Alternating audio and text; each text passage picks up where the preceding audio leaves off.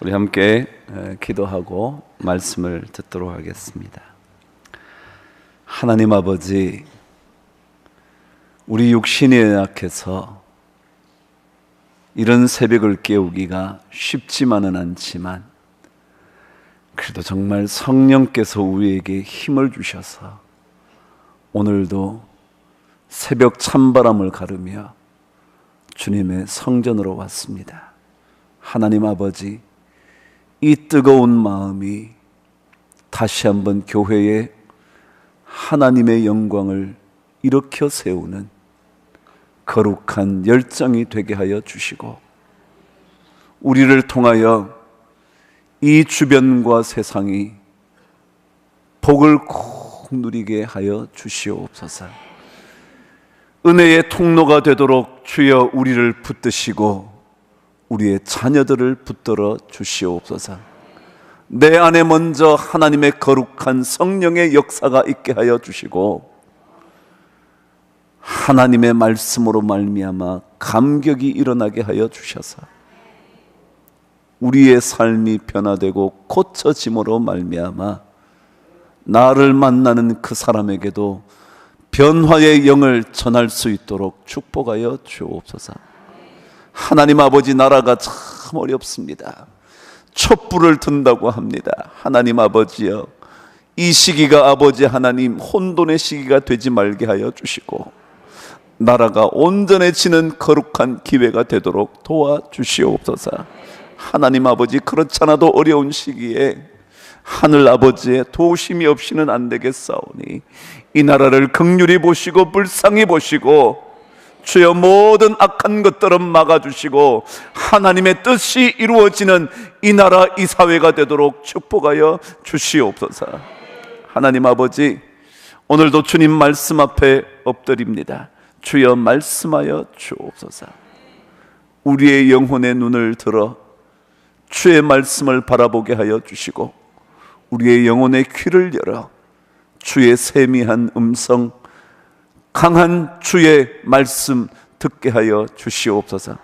우리 주님 예수 그리스도 이름으로 기도드리옵나이다. 아멘. 우리 하나님 말씀 함께 읽도록 합니다. 예레미야 31장 1절부터 6절까지 우리 함께 교독을 해보겠습니다. 제가 1절 시작하겠습니다. 여호와의 말씀이니라. 그때에 내가 이스라엘 모든 종족의 하나님이 되고 그들은 내 백성이 되리라.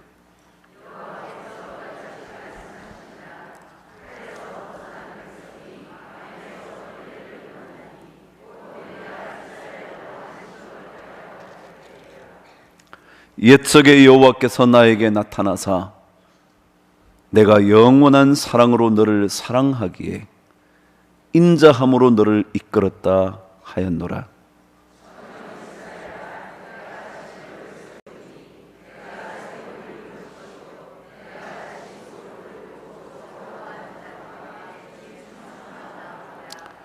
내가 다시 사마리아 산들에 포도나무들을 심되 심는 자가 그 열매를 따기 시작하리라. 에브라임 산 위에서 파수꾼이 외치는 날이 있을 것이라. 이러기를 너희는 일어나라. 우리가 시온에 올라가서 우리 하나님께로 나아가자 하리라. 아멘.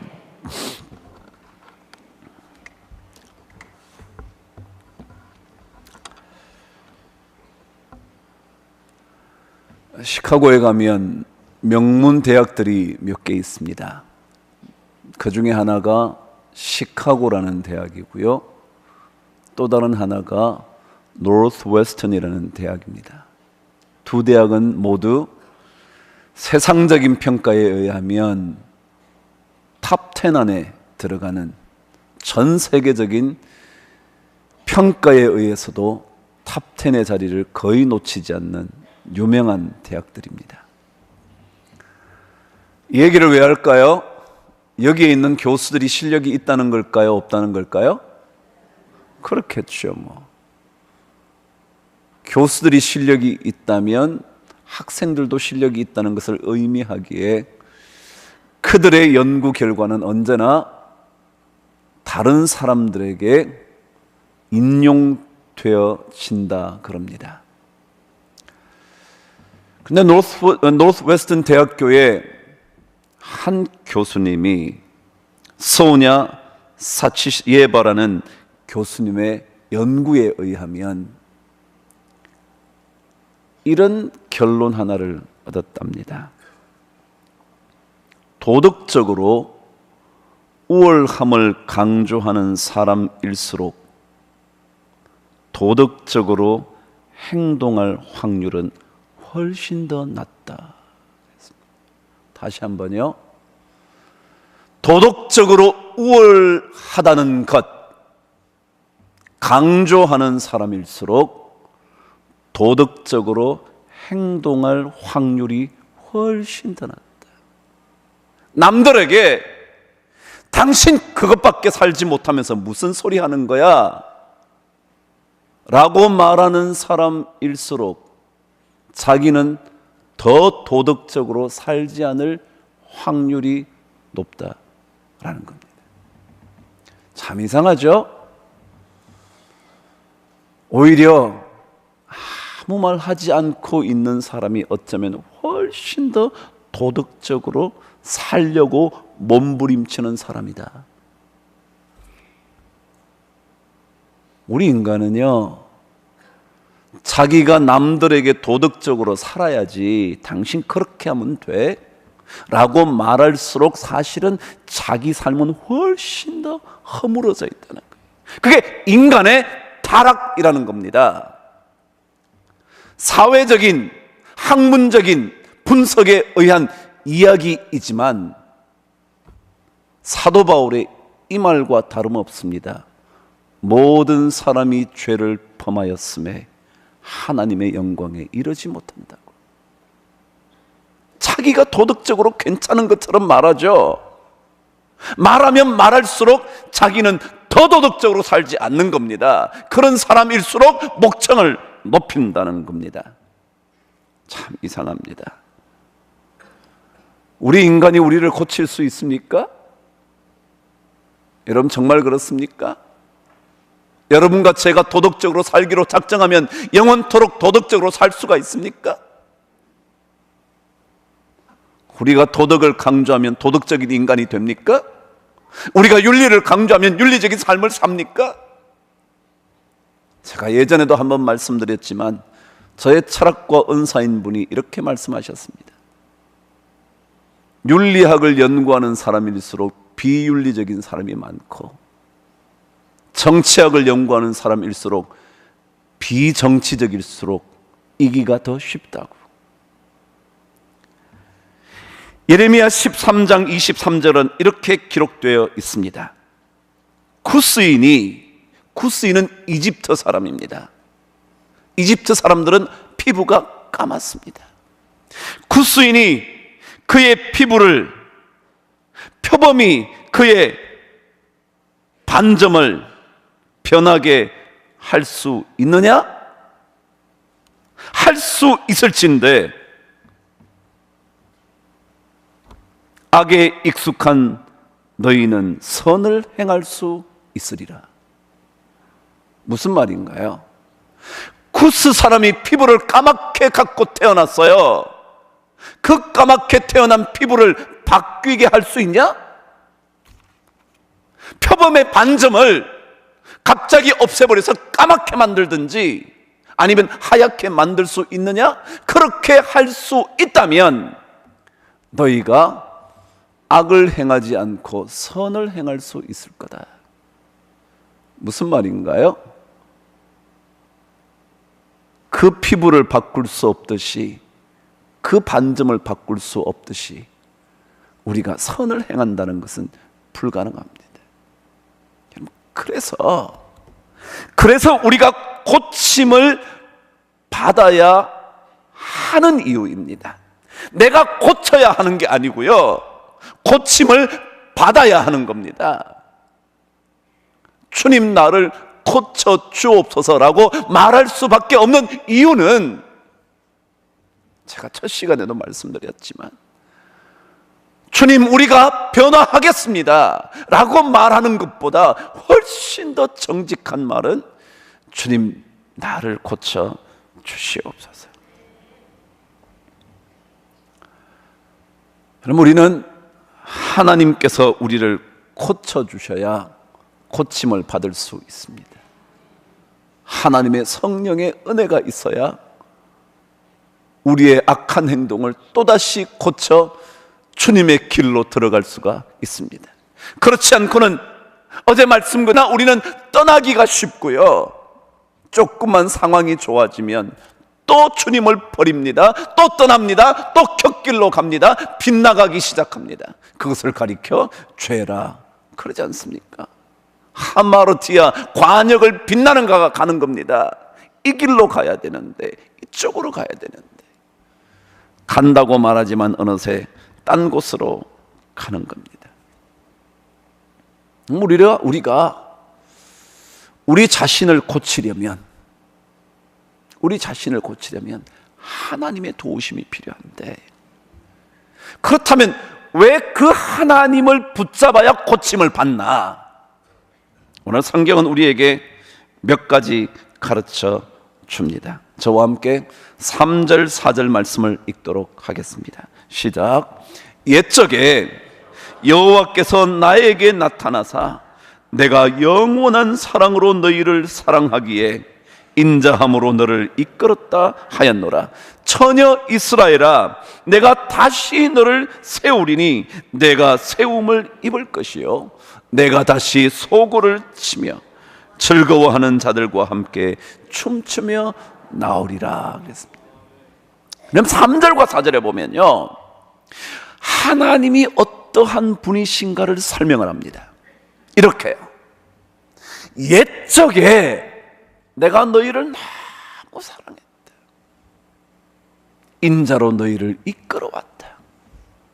옛적에, 옛날에도 그랬다는 겁니다. 근데 또다시 4절에 뭐라 그러냐면, 처녀 이스라엘아, 내가 다시 너를 세우리니 너희가 세움을 입을 거다. 무슨 얘기냐면, 하나님은 어떤 분이냐면 옛날에도 그렇고요, 지금도 그렇고요, 또 잘못하면 다음에도 그러실 분이에요. 그래서 우리는 그분을 신뢰하지 않고는 우리가 고침을 못 받아요. 그분은 그러신 분이지만요, 지금도 그러신 분이에요. 변함없는 분이에요. 우리는 어떤데요? 옛날과 지금이 똑같나요? 아니요, 같지 않아요. 제가 하나 또 재밌는 얘기 해드릴까요? 잘 들으세요. 한 남자 여자가 결혼 전에 고백하는 내용입니다. 아, 행복해. 남자가 그럽니다. 여자가 말합니다. 당신, 내가 만일 당신을 떠난다면 어떻게 할 거야? 여자가 대답합니다. 남자가 대답합니다. 무슨 말을 그렇게 해? 꿈도 꾸지 마. 여자가 말합니다. 나 사랑해? 당연하지, 죽을 때까지. 결혼 전에 하는 얘기예요. 잘 들으세요. 여자가 묻습니다. 당신 바람 필 거야? 뭐? 도대체 그런 말을 어떻게 하는 거야? 왜 묻는 거야? 여자가 말합니다. 나에게 매일매일 사랑한다고 말해 줄 거야? 당연하지, 기회가 있을 때마다.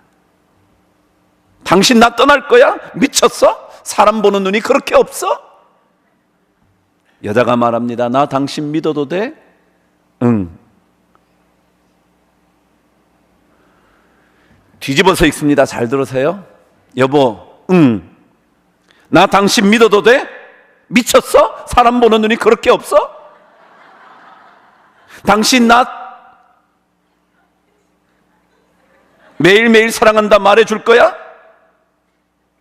도대체 그딴 말을 어떻게 해? 당신 바람 필 거야? 당연하지, 죽을 때까지. 나 사랑해? 무슨 말을 그렇게 해? 꿈도 꾸지 마. 내가 당신 떠난다면 어떡할 거야?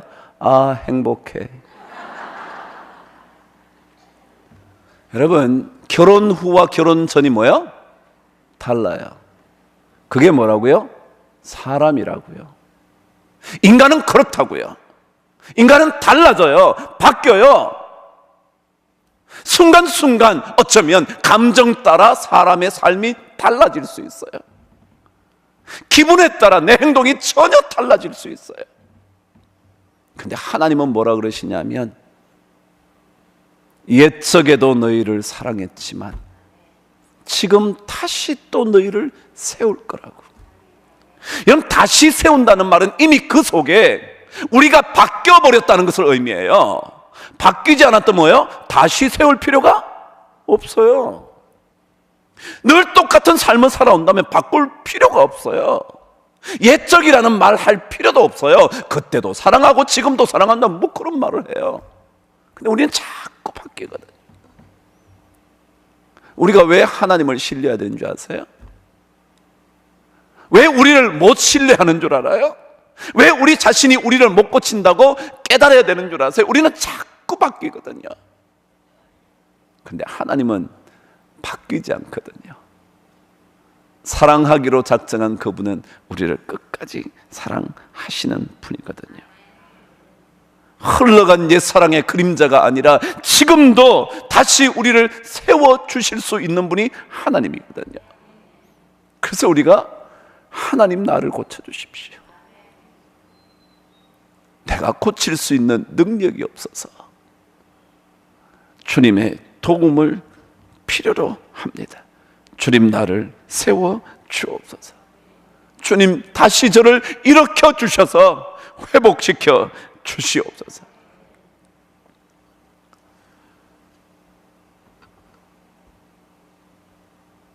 그런 하나님을 만나야 우리는 고침을 받게 되고, 그런 하나님을 만나면 두 번째 우리에게 일어나는 일이 있습니다. 저와 함께 2절 말씀으로 되돌아갑니다. 읽어보실까요? 시작. 여호와께서 이같이 말씀하시니라. 칼에서 벗어난 백성이 광야에서 은혜를 입었나니 곧 내가 이스라엘로 안식을 얻게 하러 갈 때라. 이 얘기는 출애굽 얘기죠. 출애굽의 고통 속에서, 그들의 압제의 칼날 속에서 이스라엘 백성을 꺼내서 광야길을 걷게 됐죠. 그러다가 마침내 안식의 그 공간으로 들어가게 되죠. 그러니까 그 들어가는 과정이 광야였잖아요. 근데 오늘 성경은 뭐라 그러냐면, 그 광야를 지나갈 때에 은혜를 입게 했다. 여러분, 우리가 왜 하나님을 신뢰해야 되냐면, 첫 번째가 뭐라 그랬어요? 하나님은 옛날에도 그랬지만 지금도 변함없이 우리를 다시 회복시켜 줄 수 있는 분이시기 때문에 그렇다고. 두 번째, 하나님은 어떤 분이냐면, 그분은 광야에서조차 뭘 입게 해준다고요? 은혜를 입게 해주시는 분이기 때문에 우리가 그분을 만나야 고침받아요. 사람은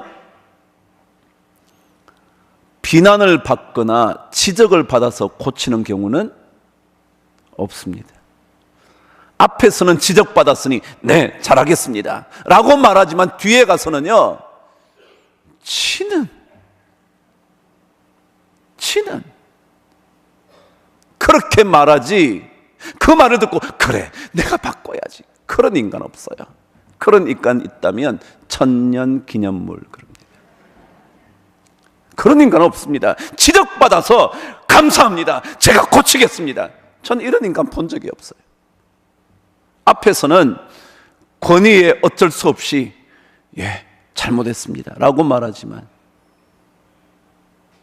절대로 그것으로 인하여 고치지 않습니다. 고치는 길이 있다면 유일하게 은혜를 입었을 때, 내가 그럴 만한 자격도 없는데 나한테 이렇게 말해주니까 내가 그 말이 너무 미안해서, 너무 고마워서, 어떻게 이 사람이 이럴 수 있지 생각될 때 바꾸는 거예요. 그래서 하나님은 우리에게 광야에서조차 은혜를 주시는 분이라고. 우리가 아무리 어려운 길을 걸어가도 그 광야길, 어려운 길 속에서 하나님께서 계속 은혜를 주시는. 그래야 뭐 하니까요? 우리가 우리 자신을 바꾸니까. 돌아온 탕자의 얘기는요, 변화될 수 있는 길이 무엇인지를 가르쳐 줍니다. 물론 그 아들이 아버지 집으로 되돌아오는 것, 그가 한 일이지만 만일 아버지가 그를 받아주지 않았다면, 되돌아온 자식을 끊임없이 비난했다면 그 자식은 다시 회복될 수 없었을 겁니다. 오늘 말씀처럼 다시 세움을 입을 수 없었을 겁니다. 근데 하나님은 모든 상황 속에서 그들을 다시 세워주시는 분이십니다. 광야길을 걸어도 더 큰 하나님의 은혜를 입습니다. 그래서 우리 그리스도인들에게는 광야가 더 이상 광야일 수 없습니다. 그 광야는 은혜의 자리임에 분명합니다. 우리가 아무리 힘든 시기 지나가도요, 저는 이 시간이 은혜의 시간인 줄 저는 믿습니다. 그래요, 힘들죠. 그렇지만 하나님은 말씀하십니다. 나 여호와가 말하노라. 여호와의 말씀이니라. 너희가 칼에서 벗어나서 광야길을 갈 때에 내가 은혜를 더하여 주었다고. 여러분, 그렇습니다. 우리 인생은 광야 같습니다. 근데 거기에 하나님의 은혜가 있습니다. 그 은혜 때문에 우리는 점점 더 고쳐집니다. 제 부족한 그 모든 것 다 주님께서 덮어주셔서 그 덮어주시는 은혜로 말미암아 우리가 또다시 살아날 수 있게 됩니다. 자, 그러면 이런 하나님을 만나게 되면 큰 변화가 있습니다. 진짜 이런 하나님을 만나면, 오늘 성경은 그 변화를 두 가지로 설명을 합니다. 4절 저와 함께 다시 읽도록 하겠습니다. 시작. 처녀 이스라엘아, 내가 다시 너를 세우리니 내가 세움을 입을 것이요 내가 다시 소고를 들고 즐거워하는 자들과 함께 춤추며 나오리라. 하나님께 고침을 받으면 회복되는 게 있는데 그게 뭐냐면 기쁨이라는 겁니다. 소고를 들고 함께 춤추며 나올 거다. 이게 기쁨이라는 겁니다. 하나님의 고침을 받지 않고는 내 삶에 기쁨이 없습니다. 예수를 진짜 만나면 우리에게 기쁨이 있습니다. 제가 늘 그러죠. 기쁨이 없는 그리스도인, 삶의 환경의 문제가 아니라 주님을 진짜 만났다면 그 속에 기쁨을 잃어버리지 않는 일, 이것이 그리스도인됨을 가장 잘 표현하는 거라고. 그럼에도 불구하고 끊임없이 우리 안에 기쁨이 없으면 안 된다는 것, 아니 진짜 하나님을 붙잡았다면, 그분을 믿는다면 내 안에 기쁨이 사라지지 않도록 만드는 것. 어려워도 그래, 광야길에도 은혜가 있는데 또 찬송하는 거죠. 어두운 골짜기를 지나가도 찬송하는 거죠. 어제 말씀처럼 주는 나의 찬송이시오니 노래하는 거죠. 그게 우리 예수 믿는 삶이죠. 여러분, 고침을 받으셨다면 기쁨이 있어야 합니다. 만일 고침을 받았는데도 기쁨이 없다면 고침 받지 않은 겁니다. 그래서 하나님의 기쁨을 누리기 위하여 우리는 끊임없이 하나님의 고침을 강구해야 하는 겁니다. 하나님 저를 고쳐주시고, 왜요? 그래야 내 안에 뭐가 있으니까? 기쁨이 있으니까. 그래야 내 안에 기쁨이 찾아오니까. 그렇지 않고는 절대로 기쁠 수가 없으니까.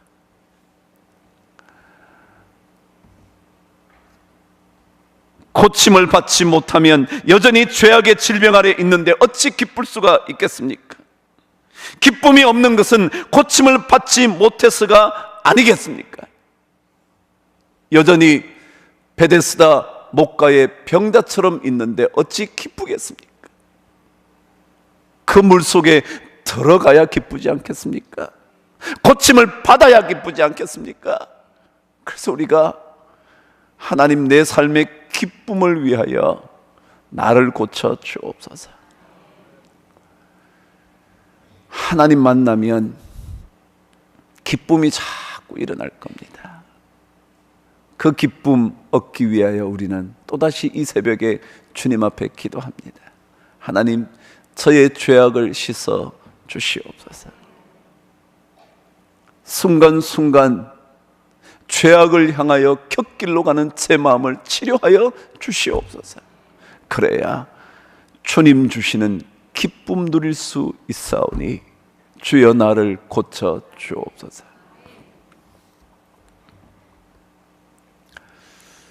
이런 주의 고침을 받으면 마지막 놀라운 축복 하나가 있습니다. 저와 함께 5절 말씀을 읽겠습니다. 시작. 내가 다시 사마리아 산들에 포도나무들을 심되 심는 자가 그 열매를 따기 시작하리라. 무슨 말이죠? 심는 자가 그 열매를 따기 시작한대요. 이런 걸 가리켜 헛된 수고가 없을 거다, 그런 얘기예요. 심기는 내가 심었는데, 고생은 내가 죽도록 했는데 그 열매는 딴 사람이 먹으면 됩니까? 제가 진짜 고생했는데 그 열매가 다른 사람 손에 다 가버린다면 그 어찌 기쁨이 있겠습니까? 그래서 오늘 성경은 내가 다시 산들의 포도나무를 너희에게 심게 할 수 있게 해줄 텐데 심은 그 사람이 그 열매를 따게 될 거라고. 제가 이제 심으면 하나님이 저에게 은혜를 주신다는 거예요. 옛날에는 심었는데 남들이 다 가져가 버려. 자연의 재해로 다 빼앗겨 버려. 내가 돈 번 것 같은데 다른 사람이 다 가져가 버려. 우리가 하나님의 은혜를 입는다는 건 이런 거예요. 주 안에서 수고는 절대로 뭐 하지 않는다고요? 헛되지 않다고. 그게 고침받은 하나님의 백성의 은혜라는 거예요. 전 여러분이 땀 흘린 수고에 하나님이 채워주시는 은혜를 꼭 입게 되기를 바랍니다. 여러분이 간절히 눈물로 기도한 그 기도의 열매가 여러분 삶 속에 이루어지게 되기를 바랍니다. 우리 가정 속에, 우리 가정을 위하여 몸부림쳐서 기도한 그 기도는 가정 속에 열매를 맺게 되기를 바랍니다. 우리가 나라를 위하여 기도하는데 이번 12일이 고비라는데, 여러분, 우리의 작은 기도일지 모르지만 하나님께 기도하면 그 기도가 저는 반드시 열매 맺게 될 줄 믿습니다. 어려운 시기입니다. 이때 우리에게 필요한 게 기도입니다. 우리 그리스도인들이 눈물로 주님 앞에 기도하면 내가 다시 포도나무를 산들에 심게 하고 그 심은 자가 그 열매를 따게 해줄 거다. 참 믿습니다. 우리 그리스도인들이 기도하는 이유요, 그것은 첫날 여러분과 함께 나눴지만 눈물의 뜨거운 기도요, 그거 하나님께서 반드시 듣습니다. 그거 반드시 하나님께 들으셔서 광야를 지나갈 때에도 뭐 하게 하신다고요? 은혜를 입게 하실 거라고. 우리 교회도 이 눈물의 기도로 회복되어질 줄 믿습니다. 우리 많은 성도들이 기도하는 이 기도로 인하여 하나님의 교회가 반드시 세워질 줄 믿습니다. 주님께 부르짖으면 주님께서 반드시 은혜를 주시고 이 교회 공동체 안에 기쁨이 일어나게 하여 주실 것이고, 그리고 여러분과 저의 기도의 열매들을 우리가 따먹게 될 줄 저는 믿습니다. 그들을 향하여 예레미야가 마지막으로 6절에서 이렇게 말합니다. 저와 함께 읽고 말씀을 마치겠습니다. 시작. 에브라임 산 위에서 파수꾼이 외치는 것이라. 이러기를 너희는 일어나라. 우리가 시온에 올라가서 우리 하나님 여호와께로 나아가자. 여러분, 일어나십시오. 절망 가운데서도 일어나십시오. 너무너무 힘들어서 도저히 일어나기 싫어도 일어나십시오. 파수꾼이 일어나라고 외칠 때 여러분 일어나십시다. 그리고 일어난 우리에게 주님께서 시온으로 올라가라고, 예배에 다시 가라고, 그리고 우리 하나님께로 나아가자고. 우리 더욱더 하나님께로 나아가서 여러분과 저의 수고의 열매를 꼭 따먹게 되는 은혜를 여러분 모두가, 우리 모두가 누리게 되기를 주의 이름으로 축원합니다. 여러분 꼭 따먹게 되기를 바랍니다. 여러분이 그 열매를 누리게 되기를 바랍니다. 우리 교회가, 그리고 우리 나라가 우리의 눈물의 기도로 인하여 광야 가운데서도 꼭 은혜를 입는 그 나라가 되기를 주님의 이름으로 축원합니다. 우리 함께 기도하겠습니다.